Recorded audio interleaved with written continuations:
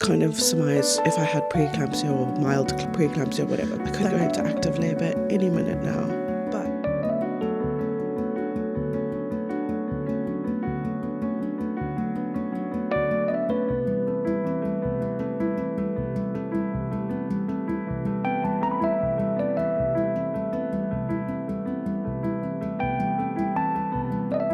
good morning, everyone. So same spot, different day. It's actually a week later. I don't think I filmed anything this week, but I thought I'd just pop in. This is not going to be a video that you're going to see soon, probably. The lighting is also really bad. I'm so sorry. Well, let's start at the beginning. Like last week, not last week, was it last week? The week before when I had my hospital stay, it was my last video. I was admitted to hospital on the Monday again because they found protein in my urine. So they needed to do the 24-hour urine test, which is for preeclampsia. So I had to wee in like a big bottle. I think it was like 5 liters of wee that I had to collect, maybe 3 liters of wee that I had to collect over a 24-hour period, and then they would test how much protein was in my urine and kind of surmise if I had preeclampsia or mild preeclampsia or whatever. Thank God I didn't. I didn't have to go in for emergency C-section or anything. But then I went for my like 37-week checkup on Thursday. Today's Saturday. So on Thursday I went and we did an internal exam, which, why did no one say how fucking painful that is? Oh my gosh. It was like, I don't even want to describe it. Horrible, horrible, horrible. But since then, I've had like a little bit of cramps, and today officially lost my mucus plug, or I had my bloody show. So I went to the toilet this morning and just a big glob of like brown substance was there. So definitely a bloody show, and that means that I could go into active labor any minute now. But I am, regardless, we're having an induction on Monday. This is like my last weekend of not being a mom. I just wanted to check in with you guys, and I'm going to take like little clips along the way, hopefully film some more than I usually do. It's very scary. I've been so tired since I left the hospital. I want to say I've just been like napping loads, so I think it's time that she comes. She's so active still though. Her head isn't fully engaged. She's still quite high up, but I am dilated. That's what I was going to say as well. I am dilated and my cervix has softened, so yeah, she can come at any point, and that's why we're going to try for a natural induction, or a vaginal induction rather than a cesarean, which I'm really glad about. I know it's going to be painful, but I'd rather just try a vaginal birth. I don't know why. That is the update so far, and I'm super swollen, like more swollen than I've ever been, which also just indicates to me that she's ready to come out. I don't know if my body could do this for another 3 weeks. Today is 37 weeks and 1 day. Yeah, I don't think I'm sick anymore. I think this is just back to the pregnancy, what is it called? Pregnancy brain, pregnancy congestion. So I think it's just that. So I'm very like bunged up, but I don't feel like ill or anything. Today, England plays, so I'm hoping she stays in just tonight because my husband obviously is from England and he's a huge football fan. So we definitely want to watch the game tonight. So hopefully she stays in there just for tonight. She can come out tomorrow. But yeah, I've had cramps on and off since last night. I think I said that. Nothing crazy, nothing consistent, but definitely feel different. Today, other than England playing, I want to just go to the shop and buy a few things and just be ready. From what Google told me, I think you can go into labor 24 hours after you've lost your mucus plug. So let's see. I'm hoping for the best here, because if I didn't have to do an induction either and she just came naturally, that would be amazing. That would be actually the perfect scenario. Look how swollen my hands are as well. They're so fat. I'll speak to you guys, I don't know when, maybe Monday morning, I'm not sure, but yeah, fingers crossed that things go according to plan.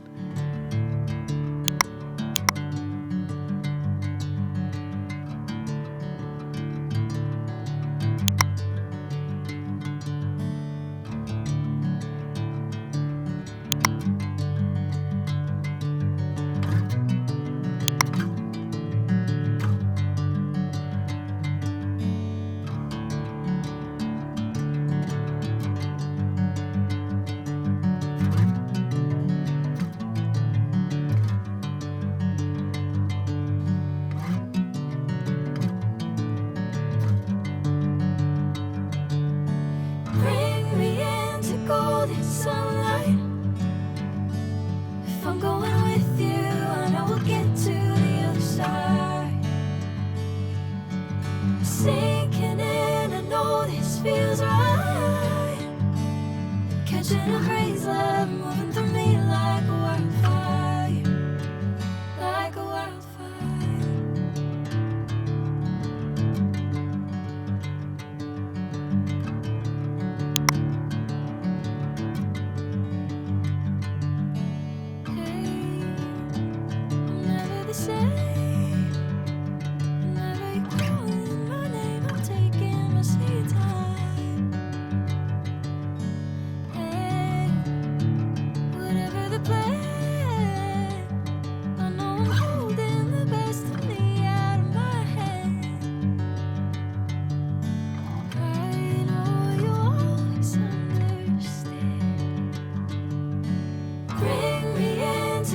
cold in sunlight. If I'm going with you, I know we'll get to the other side. Sinking in, I know this feels right. Catching a breeze, love moving through me like a wildfire, like a wildfire.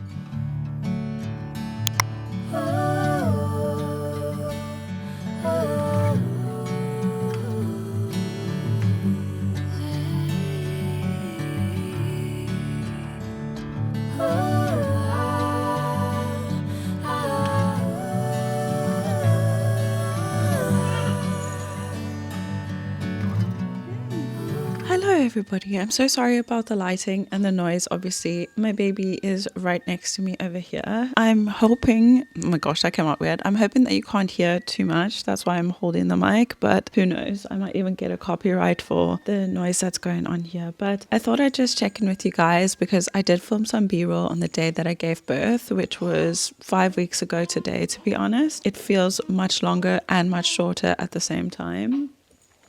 Hang on. Okay, there we go. It's starting again. She's getting a bit restless. I have to feed her in a sec, but I just thought I'd do this quickly because I've been booby trapped and nap trapped for like the last 2 hours that I've wanted to film this. I put on makeup and everything this morning, but I didn't get around to getting changed. But I thought this is just a sit down video or sit down segment. But anyway, I filmed some b-roll of my birthday. I thought I'd just sit down with you guys and give you my birth story. It wasn't pretty. It wasn't the way I thought it would be. My hospital stay was absolutely fucking terrible. If you have the option of going to a different hospital other than Netcare Bloberg, I would suggest you do that. It was fucking horrible. It made my experience so much worse, and due to that I still have a little bit of PTSD, which I'm now taking medication for. Let's start off with my birth story. I'll see if she'll play along, but she's playing right now in her little next to me thing, but I might need to feed her because she's already fussing. So let me feed her and then I'll come back to you guys and let you know.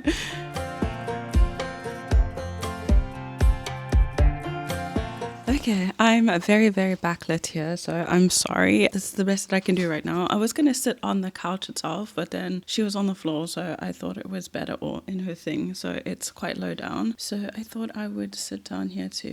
If you're wondering why I am giving her a bottle, I can explain in another video, but I'm currently, actually you'll find out later in this video, I'm currently combo feeding, or since the beginning, since she was born, I've been combination feeding. I lost my trail of thoughts there. So I've been combination feeding. So yeah, I've just decided to give her a bottle this morning because she had boob all morning. She's cluster feeding still, so sometimes she'll just latch on and she'll sit there for like an hour, maybe sometimes an hour and a half, go to sleep for like an hour and then feed again. So she's in that little stage again. So because I wanted to film this quickly, I thought I'd just give her some formula. I'm not sure about my setup. I'm so sorry. Like I said, over here is being cut off. Maybe if I move like that. So I have made notes. I made notes yesterday when I thought about filming this. I've actually been planning to film this for an entire week, but last week on Monday there was a public holiday or bank holiday, whatever you want to call it. It was National Women's Day in South Africa, so my whole household was off, and then my dad took off Tuesday, Wednesday, my mom took off Thursday, and then we had Friday, which was the only day, but I can't remember what we did on Friday, but we had a bad night with her, so Friday we just ended up sleeping most of the day, and then Saturday and Sunday everybody's home again. So last week was a complete write-off, and I had planned to start filming then. My husband is currently sleeping. We've currently, I don't know why I just said currently twice, but we have like divided shifts. I go to sleep from 9 p.m. until like 4 a.m, waking up for one feed in the middle of that. Then I take over from 3 a.m. till whenever he wakes up, because I function better with little sleep. So yeah, I've had a rough time, I'm not gonna lie, but yeah, this is not about that. We'll get into that in my next video. But yeah, let's talk about my birth story. So as you know, I was induced at 37 weeks. I was hopefully going to make it to 38 weeks, but then because the week before I gave birth I had another stint in the hospital because I had protein in my urine. It was just a small amount, and I ended up staying in hospital for 24 hours having to pee in this 5-liter jug, which I did fill up. I thought it was quite an achievement. I drank so much water that I filled up an entire drum of urine. But anyway, it came back that it wasn't preeclampsia, but just because I'd been having like the high blood pressure and everything, we decided just to go ahead and do it a little bit earlier. So I was 37 in 3 days when we we went in for the procedure. So that was on the Friday where we decided. My gynecologist did the cervical check on the Friday, and I was, I think, a centimeter dilated, if I'm not mistaken, a centimeter or centimeter and a half. My cervix had shortened and it had obviously opened up. So we were good to go for natural birth on Monday. On Monday, we were due to check in at 5 a.m. So you had to go through casualties because obviously reception at the hospital is shut down or whatever. So we did that, but we ended up sitting there for like half an hour, 45 minutes because my medical scheme is also fucking a scheme. It's horrible. But anyway, that's neither here nor there. I had to wake up at 3:30 a.m. because I wanted to shower, shave, all that stuff, get myself prepped, did some makeup, did my hair. I didn't do a lot of makeup, literally just like my eyebrows, some mascara, and I think that was it. And then I curled my hair, wanted to look pretty, just like checking in, don't know why. We went upstairs at around 5:30, 5:45, got to my room, settled in. My doctor came at about 7-ish, just after 7, and he broke my waters at 7:20. Like, I'm sorry if I look down at my notes. She's on my lap. This is on the side, yeah. 7:20, we broke my waters. So when they break your waters, you're expected to have contractions within the first hour or two. So they recommend as well that you get mobile, you start moving. So I was walking up and down, like dancing around, trying to get these contractions. And I didn't feel anything like proper. I felt like some mild cramping, but I wouldn't say anything to write home about. It could have been gas for all I knew. He said, okay, so if you're not feeling anything within 2 hours, we're going to start you on Pitocin. After 2 hours, I didn't feel anything. My nurse came and she just held her hand on my stomach to see if maybe I was misinterpreting my contractions, but I wasn't. There was no contraction. So they gave me like half an hour just to eat lunch and get situated, because when you have the Pitocin put in, you can't move. You're like trapped, and they have to strap you onto a machine. Had all that done, and I think within like half an hour of the Pitocin being on, I started to feel cramps, and it was like bad period cramps, which progressively got worse. By the time I got my Pitocin, I was already 2.5 centimeters dilated. So I was dilating, but I wasn't feeling any cramps or anything, and she wasn't showing any signs of wanting to come out. The process of having your water broken as well, it feels so weird. Like, I could feel everything that he was doing. Obviously, he goes in with like a crochet hook. It kind of hurts. It does hurt because it goes in really deep. Your cervix is so far back from like a vaginal canal. It's like all the way at the back. So they have to go in, and I could feel it. It felt like, you know, when you have a balloon and you rub like a balloon like that, that's what the feeling felt like. You popped a balloon inside of me, and then obviously a warm gush of water came out. Yeah, not pleasant, not the best feeling. And then obviously bleeding as well. I couldn't wear any underwear, but I had a pad on that, just like clutching it between my legs. Another thing, I didn't know that maternity pants didn't have the sticky bits. You just got to kind of hold it in place. I think this was around 10 p.m. that I had the Pitocin done. So 0 out of 10 would recommend Pitocin. That name is just, it gives me PTSD. Oh my gosh, the contractions towards the end was so fucking bad. I know that everybody told me that Pitocin makes it very, very painful, and they were right. No one was lying there. Let me see if I can put my phone up here. Around 1 or 2 p.m., which is 3 hours later, the pain started ramping up. I looked back on my message thread to my sister, and I was like, I'm actually dying. It was so painful. But at this point, it's just 3 or 4 hours later, I was 4 centimeters already. I thought that happened pretty fast, and the contractions started to get intense, like to the point where I was struggling, and I was like trying not to cry because I'm a baby. I suck when it comes to pain. So so far I was like, I'm not going to be medicated. But at this point, it got so bad that I was like, okay, I'm ready for gas and air. Let's just try gas and air. Gas and air is bullshit. Don't believe the stories, because honestly, it did nothing. It just made me dizzy, because you got to breathe in and then breathe out, like during the contraction. So when the contraction hits you, you breathe slowly in for like 5 counts and then slowly out, and you breathe this gas in. But it ended up just making me dizzy, and the smell of it was like sort of like a sweet vanilla smell, and it was making me super nauseous. So I think I did like maybe 4 or 5 hits of that, and I was like, firstly, it's not helping with the pain, it's just distracting me, and secondly, I feel like I'm going to pass out because it's making me so dizzy. So get this away from me. So we elected to go for the pain injections after that, because the epidural was always going to be my last resort. I didn't really want to do it. If you've watched any of my movies, any of my videos, at this point I took a quarter of a dose of the pain medication, did nothing. It was like maybe half an hour later, she's like, are you still in a lot of pain? I was like, fuck yes. And and then she ended up giving me another dose. I ended up waiting, I think, an hour after that for the doctor to come in. I think that was, at about 3 p.m, 3ish, 4ish, and I was already 5 centimeters dilated. That's why it was hurting so much, but the pain meds just weren't helping. So again, they just left, and I started crying at this point. I was bawling my eyes out. I was trying to breathe through these contractions. I fucking hated everyone and everything. It was so bad. Then the doctor came back around 5 p.m. At that point, I was 6.5 centimeters dilated. So it was working. But during this, actually, the Pitocin stopped working. Well, I felt like I was having contractions. Yeah, I felt like I was having really bad contractions, but the machine wasn't picking it up. It was seeing it as like a low-grade contraction, but I was writhing in pain, rolling around, squeezing hands, starting to sweat, crying. Like, it was all the things. It was fucking horrible. So at this point, the doctor was like, straight up, do you think you're going to want the epidural? Because it's 5 o'clock and everybody starts going home now. So if you want it, you're going to have to speak up now. And I was like, yeah, fucking give me the epidural. I can't do this anymore. When they checked me just before I went to get the epidural, I was 6.5 centimeters, almost 7 centimeters dilated. So at this point, we had to make our way to the delivery suite, and I had to walk there. And I took like 2 or 3 steps. It wasn't far, but like I had to take 2 or 3 steps, stop, breathe through a contraction over and over and over until we got there. It was probably like 20 steps away, maybe 40 steps maximum. And then I ended up getting the epidural. Once the epidural was in, it was actually okay. I was fine again. I just felt really nauseous, and I could feel the tightening of my stomach, but I couldn't feel the actual pain. So at this point, we were ready to push after the epidural was in.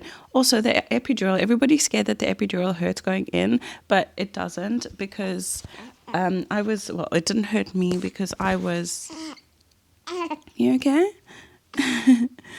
Yeah, it didn't hurt me because I was going through contractions while they were putting it in. The contractions were way worse than the epidural. Okay, let me just settle her and then I'll get back to you guys. Okay, so she won't be put down. So yeah, I'm going to try and speak through this while she has a little nap on me. Her dad's still sleeping, like I said, so I can't hand her off. Anyway, so yeah, once the epidural was in, I didn't really feel much. Then my contractions stopped just all of a sudden. I think it was like an hour into trying to push. My contractions just went, I don't know where they went. So unfortunately, we had to be put on Pitocin again. And at this point, I was really pissed off. But I was tired. I've been up since like 3 a.m. It was 7 p.m. now. And it was just so much, too much. I felt like I was disassociating as well because I was so tired. So we put the Pitocin in again. I had to change position because she was already crowning. Like her head was right there. But because the contractions stopped, I didn't know when to push. So I had to change position. So I had to sit up straighter so that gravity could pull her down, because I was kind of not lying flat, but like maybe at a 45-degree angle I was lying, and then had my legs up like in my arms. But yeah, they wanted me to sit up straight. So as I went to sit up, I don't know what happened, but my epidural ripped out. So at this point, the doctor was like, it's okay, like she's almost here. We'll just try and push through this. The doctor and the midwife left the room for about half an hour to have my contractions kick in again.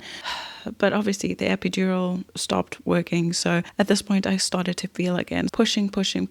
And we pushed from about, I want to say 6:45 till she came out at 9:38. So almost 10 o'clock. It felt like the longest time in my life. There was a point where I was like, I just gave up. I was like, just take her out, like anything, cesarean, forceps, whatever you need to do, just get her out of me. I'm so tired. I'm starting to feel pain again. Anyway, at that point also I felt really, really nauseous. I was having sips of Coca-Cola during, Diet Coke because I'm diabetic, but I was having sips of Coca-Cola and water during like the little breaks that I had because I was so thirsty and so tired. And then I thought I was going to throw up, and I was like gagging, and like I could feel it. And at this point they know like that when the babies come in, the doctor kept saying to me, that was a really good push. I'm like, how the fuck is this a good push? She's still not here. So obviously it was a bad push, because if it was a good push, I would have pushed her out already. And I was like, at this point I was done. I started to get mean and rude. My husband's like, squeeze my hand, and I was like, I will fucking break your hand. I was at that point where I was just like so angry. I just wanted her out. I wanted it to be over. It was a fucking nightmare, honestly. Anyway, so after she came out,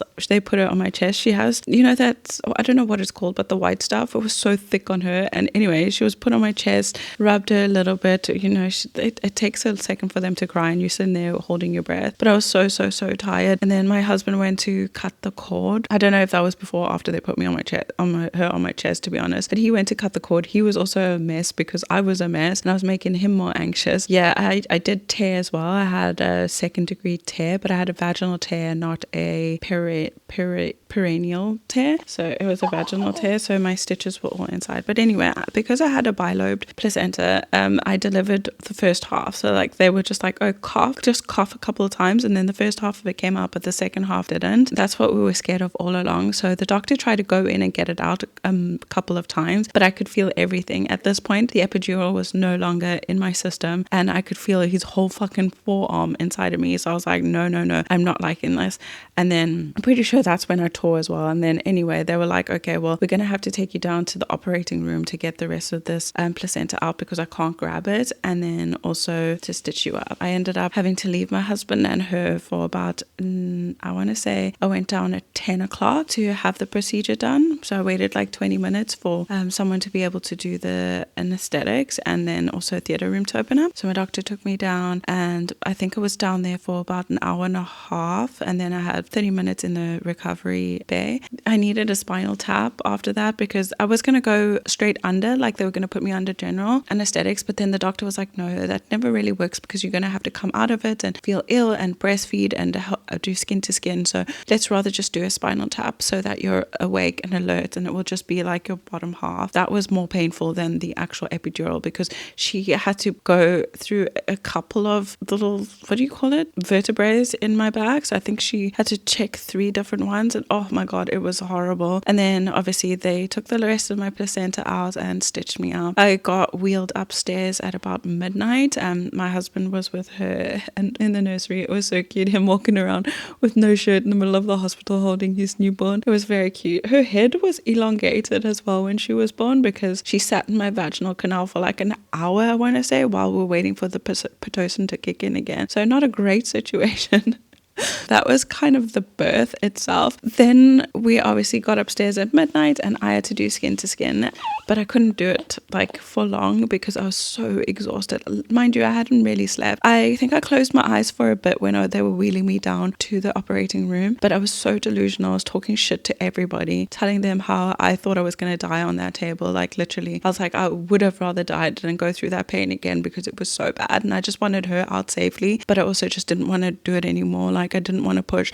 I was pushing incorrectly in the beginning as well, which I think exhausted me, but no one really told me. They were just like, oh, do this. And I was like, okay. And I thought I was doing it, but I didn't. And like, you have to hold your breath, but I was like, because I was in pain, obviously. But then I did skin to skin with her for 2 or 3 hours. She was just on my chest. I couldn't feel my legs, mind you, from like my waist down. So I couldn't walk or anything, but I had her on my chest for, I think, 2 or 3 hours. And then my husband took over after that. So I could also take a nap. But then, yeah, I had a catheter in as well, which sucks because with a catheter in, you have absolutely no control of your bowels or your, what is it called, or your bladder. So that was unpleasant. And yeah, I had a little accident, which wasn't amazing. My stay at the hospital, like I said, was fucking horrible. The staff are useless. And yeah, especially like the tea ladies and stuff as well. They got like a little bit weird towards the end and it just wasn't the best situation. So we stayed in hospital for 2 days, and then the pediatrician came up and spoke to us, and she had a touch of jaundice, so we had to have her under the blue light. So we had to stay for a 3rd day because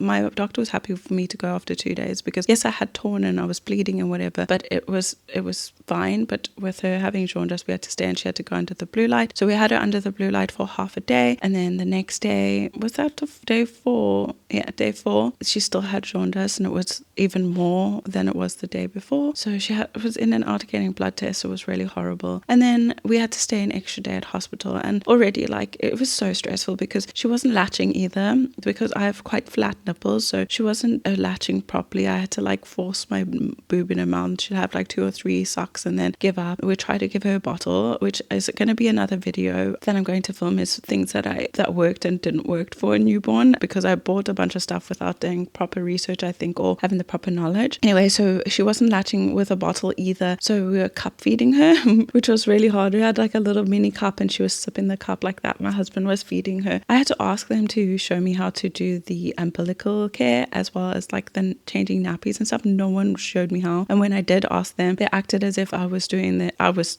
literally inconveniencing them. Like, you're a midwife. That's what you're fucking there for, in my opinion. Like, we pay good money for hospitals here in South Africa, especially private medical. And they literally made me feel like I was the biggest burden on them, which again added to everything. The day when they told me she had to spend another day in hospital with jaundice and it was much worse. Oh my gosh. Like, I just wanted to go home at this point. I was tired. I just wanted to be in my own bed. I was in pain. Like, everything was just, it was too much. And then they come and tell me at like 11 o'clock, oh, your husband can't stay over tonight because we might need this room for you to share. And I was like, but my medical aid said that I'd get a private room. Like, what the fuck? Like, I don't want to do this without my husband. I'm a new mom. I went through something so traumatic and you're trying to tell me my husband can't stay. So I threw a little hissy fit naturally.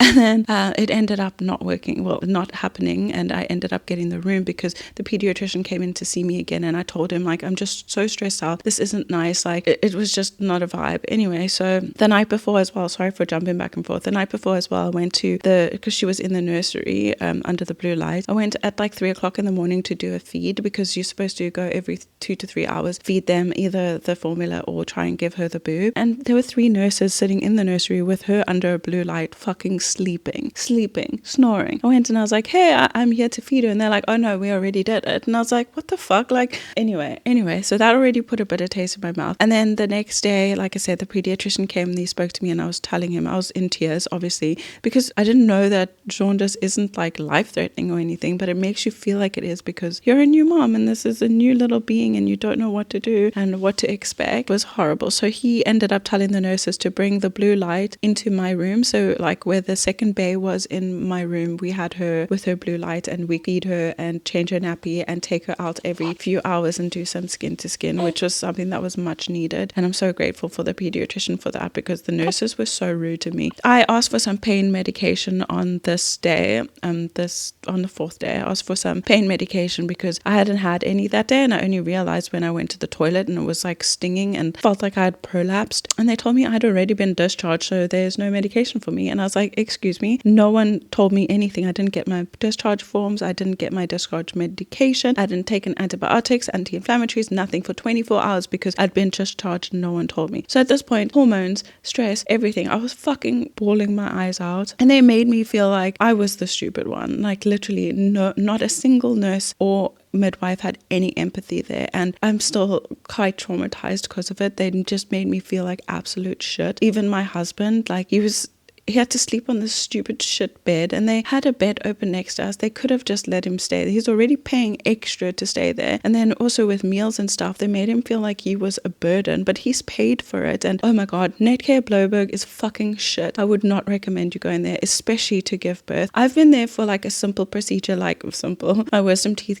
being removed. And I also went to that was it. Just my wisdom teeth being removed. It was okay because I was only there for half a day, but staying there for an extended period of time, don't do it. Having a baby there, don't fucking do it. I would not recommend. I'll give that hospital a 0 out of 10. Every time I had to go and check into hospital as well, it took an hour to get me checked in. And then it was, oh no, it's your medical. Oh no, it's this. Oh no, it was always something. So I would really, everybody there's just pretty incompetent if you ask me. My doctor is my doctor. That was a different story. But all the nurses, the hospitality of the hospital is absolute trash. Like they're just a money making scheme. They're just there to make money. And I would not recommend it at all. It was horrible. I still have trauma because of it. I might not be making it sound as bad because literally I've tried to erase it from my brain. I've told my husband like every now and then I'll get like flashbacks of something that happened and like my brain is just trying to pretend like it never happened. So yeah, it's real trauma. But anyway, so the last day she was put under the light all day. We were up and down like trying to figure out if my husband was going to be able to stay because I literally didn't think I could do it with myself. I was still in so much pain. I'd been stitched up. I had the spinal tap. My back was still so sore. I had to change her nappy. Had to feed her. Had to get her in and out the blue light. She kept ripping the goggles off herself, like literally fresh out the womb, and she's already ripping it off her face. She just didn't like it at all. Like it was just a lot, and I needed my husband there because he was the only full abled body that I could depend on, and I don't know what I would have done. My sister gave birth during COVID, and her husband also couldn't stay. I don't know how she did it. I don't know how because I depended on him so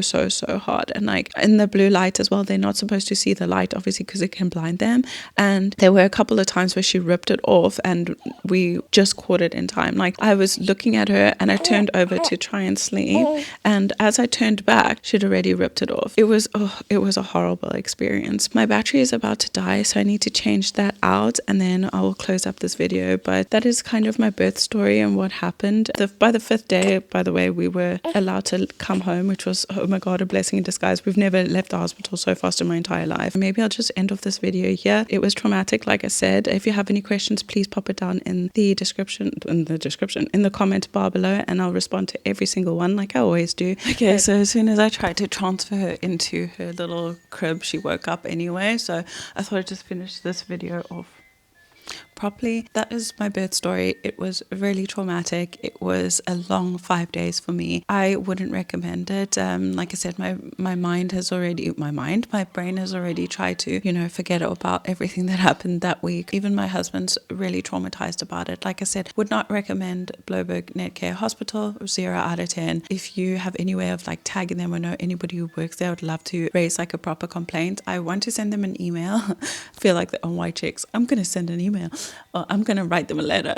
Yeah, I want to send an email just to say that stuff because, I feel like a midwife or a nurse needs to have a lot of empathy, especially for a first-time mother. The way we were treated was absolutely disgusting. Even, for example, they're supposed to give you salt for your wound. So you put salt in your peri bottle and you spray it. They didn't have it. So I was like, okay, well, I'm going to get my own salt in the meantime. In the whole 5 days I was there, they didn't have salt for me. There was a bunch of miscommunication, like people sleeping on the job. It wasn't great. Even with my medication coming through the drip, I had bubbles in my drip that was blowing up my veins. Like it was a nightmare. It was a fucking nightmare. I'm not trying to scare anyone, but I just want to be honest and open and raw on here because motherhood is already difficult as it is, and then to have people not make it any easier, it's not great. I am going to start a vlog straight after this, trying to get back into a routine, so you can look forward to that next week. Yeah, that is it for me, guys. Like I said, thank you so much for watching. I really hope this doesn't get a copyright strike because of her music playing. Thank you for supporting me during this time. I know I only came towards the end of my pregnancy, started doing this, and I'm really glad that I did because documenting all of this is great. I've gone back and watched a couple of videos. I miss being pregnant. I really do. I would do pregnancy again, but birth, I'm not so sure of. I will catch up with you guys in my next video. Thank you again for watching. Please remember to like and subscribe if you haven't already. Also share this video so we can get the word out about Netcare Bloberg Hospital. But with that being said, I'll see you all in my next one. Bye, guys.